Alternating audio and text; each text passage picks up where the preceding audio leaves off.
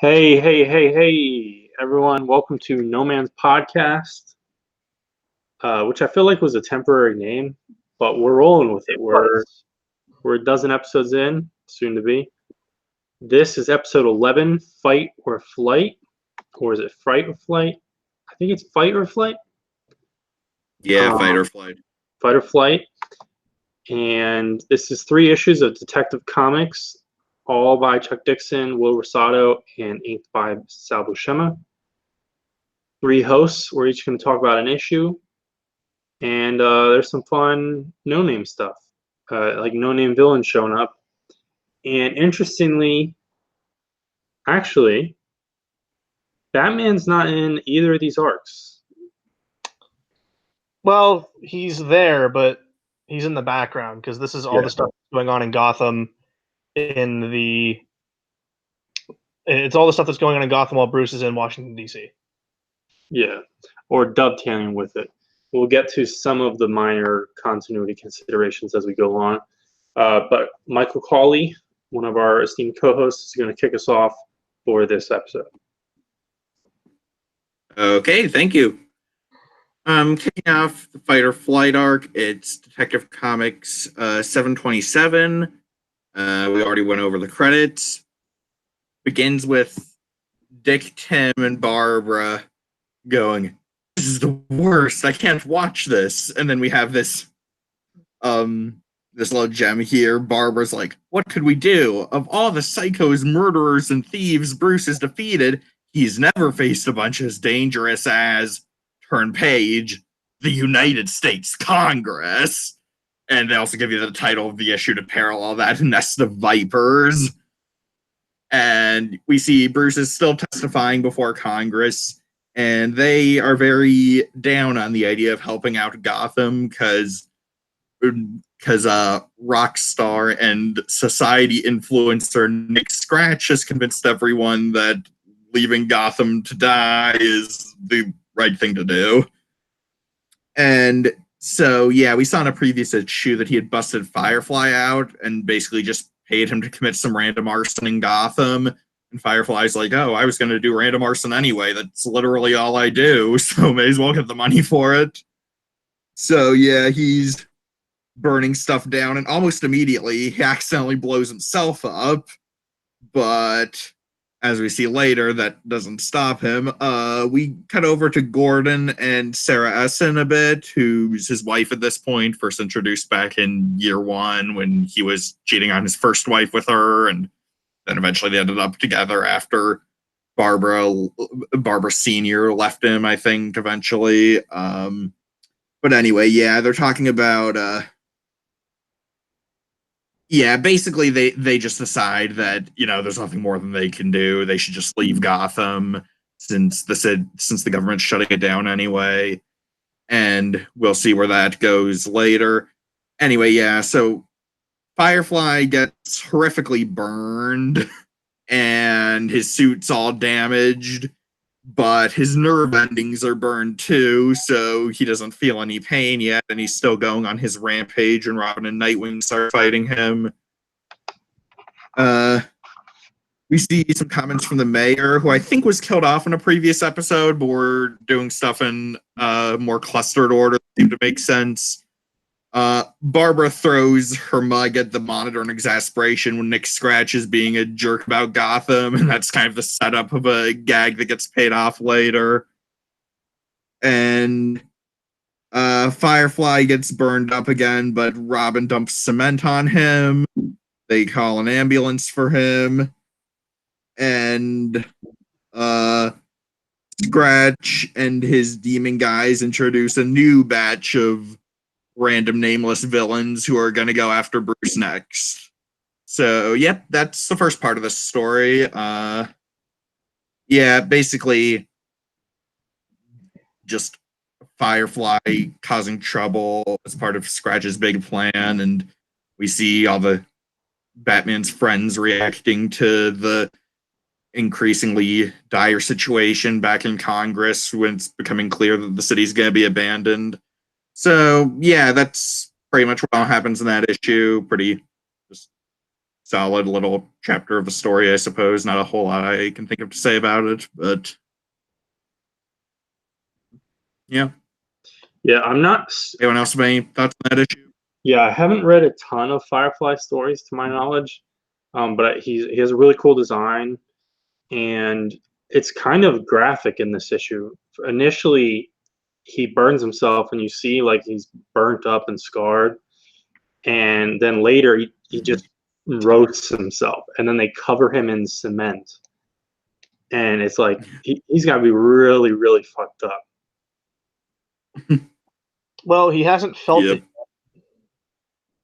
Yeah. And it's fun seeing Nightwing and Robin just hanging out for this whole arc, pretty much. That's the most joy I get out of this arc is all of the Robin and Nightwing stuff. Especially since we haven't seen him in a little bit. Yeah, I really enjoyed it. Yeah, I really enjoyed it. I like the art here too from Will Rosato. It's not amazing, but I don't know how to describe it. Like his faces and characters, I like them.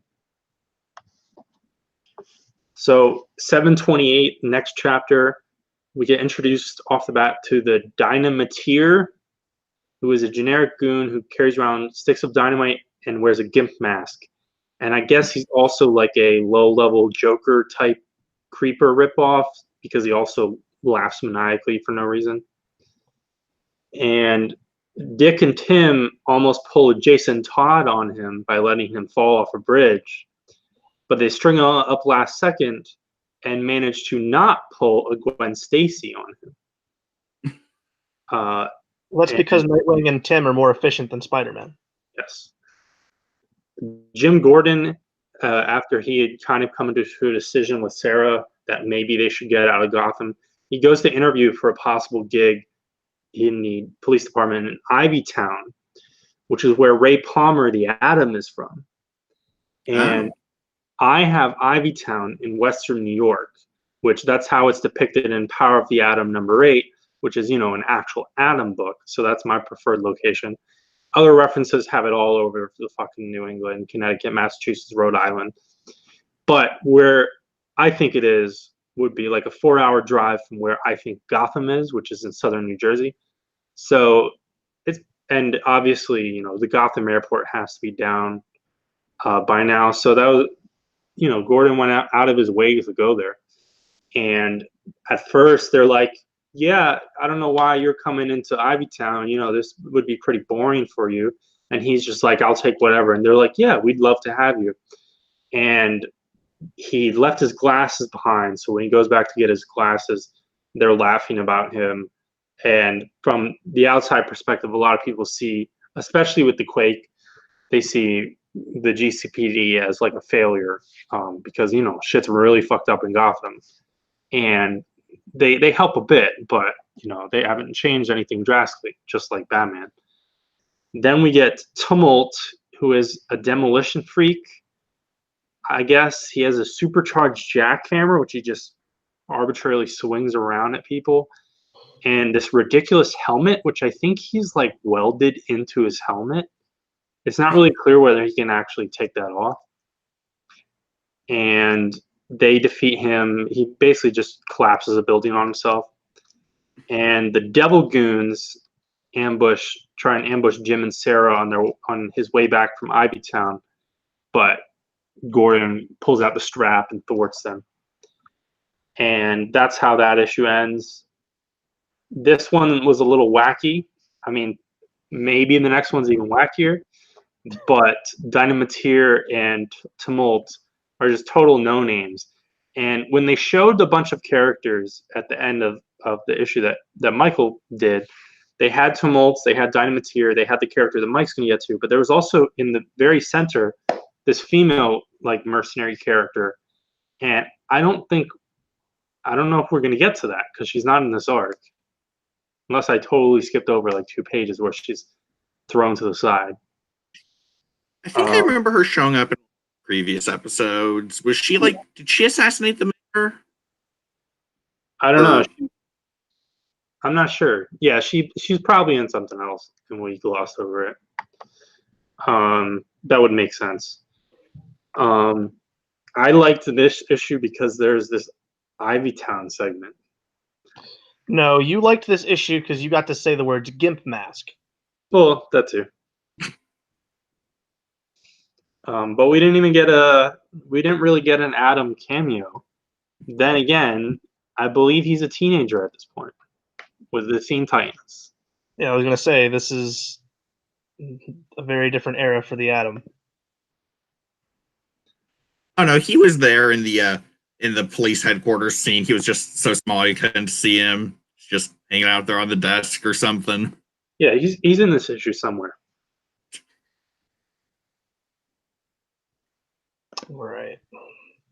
Rounding us out this episode, we're gonna go to Detective Comics 729, which is the third and final part of Fight or Flight. I like the cover with Tim and Dick looking at the destroyed Wayne Manor, which that'll play into the end of the issue. But issue opens up with Nick Scratch basically giving a Penguin-esque speech in Batman Returns to all of his men to find him Bruce Wayne. Tim and Dick don't know where Bruce is, but they know that the bridges are closing and the city's been cut off from funding. So we're past the hearings at this point. They just don't know where Bruce has gone, but they know he must have some sort of plan. And we teased Gearhead at the end of the last issue, and he's been watching Nightwing and Robin. Then we cut to Essen and Gordon looking at the broken down back signal. I thought this was going to be a scene where like they turn it on or like they salvage it, but really it's them talking that they're going to stay in Gotham, and basically they rally the troops that are for what officers are left, which it's down to a handful of officers and detectives. It's basically for key points. The officers that are left in Gotham City at this point are going to be Gordon, Essen, Bullock, and Montoya, and then a bunch of randoms. No, isn't that? Aren't we supposed to know that black guy's name? I don't remember. That's not Chris Allen. Huh? That's not Chris No, Allen. no. I don't know who I'm thinking of. I mean, you can go on. Only one I can remember is Crispus Allen, but Crispus Allen is bald with a goatee.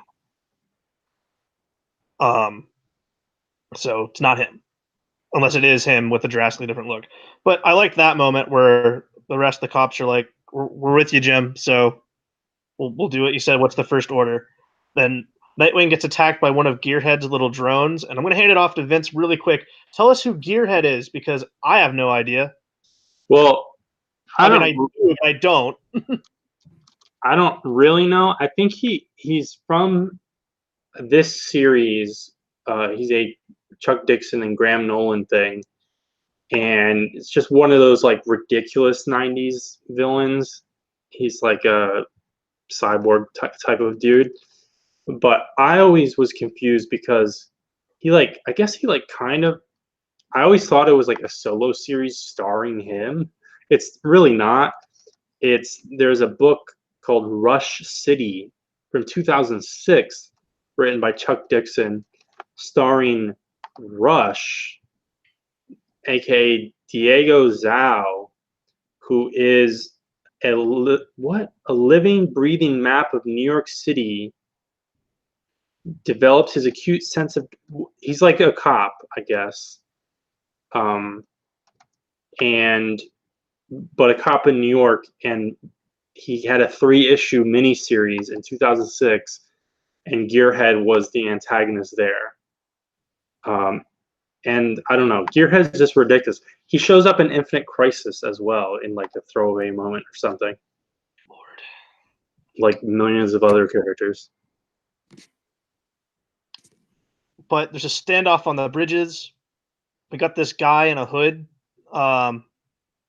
basically inciting a riot, and basically just a whole battle goes down in this issue between Gearhead, Nightwing, Robin, the cops on the bridge, and then the devils on the bridge that are working for Nick Scratch, and then Gearhead's launching his own shit, which all coincides in like the bridge blowing up, and Nightwing and Robin kind of rescue the guy in the hood, and it's Simpson Flanders, who's a television psychiatrist.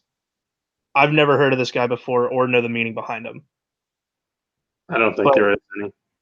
But Scratch's goons fail again, and then they hear a bunch of laughing, and I think it's supposed to be like they think it's the bomber the bomber guy, but really it's the Joker who just guns all of them down in an alley while he's dressed in summer clothes.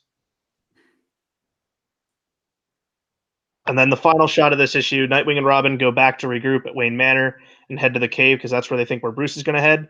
But that's impossible because Wayne Manor has now fully collapsed into the cave. So what's going to happen? We don't know. Like, Yeah, that cave's gone. and I don't know how or when that happened. I guess it just happened like from aftershocks or things settling. Yeah. I thought the riot thing with the guy with the hood and everything, I guess it's continuing the subplot which this issue opens with Gordon and the GCPD trying to figure out their new status quo. But once we get past that opening with Gordon, I felt like this riot on the bridge was kind of like it didn't fully fit together, and it was distracting from the Nightwing and Robin stuff. I didn't think it fit at all. I thought, like, I didn't understand what was happening. Yeah. Like, because there were three factions all on this bridge, and Nightwing and Robin really aren't involved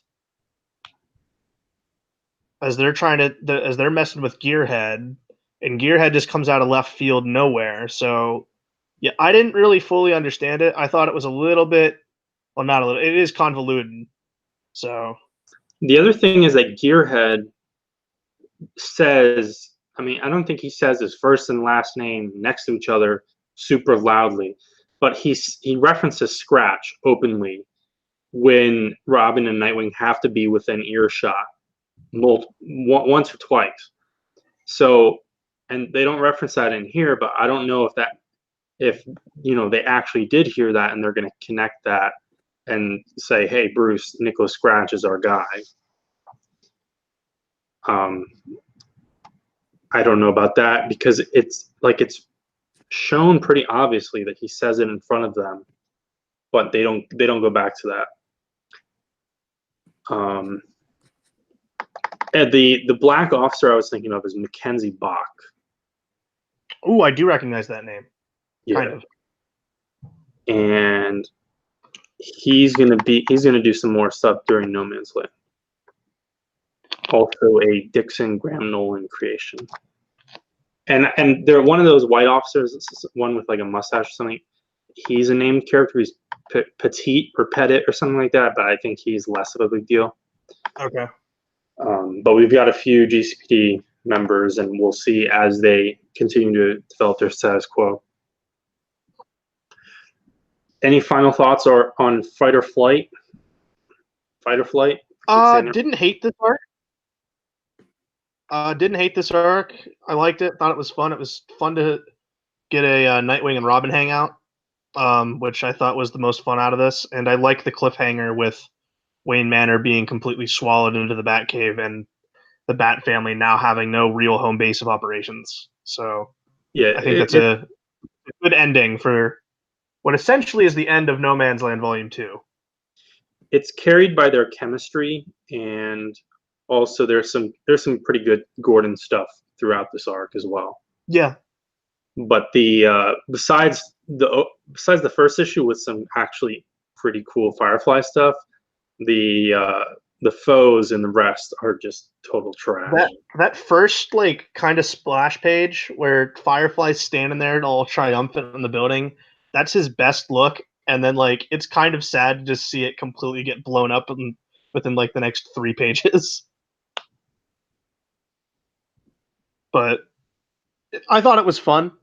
Though I don't think anything to write home about.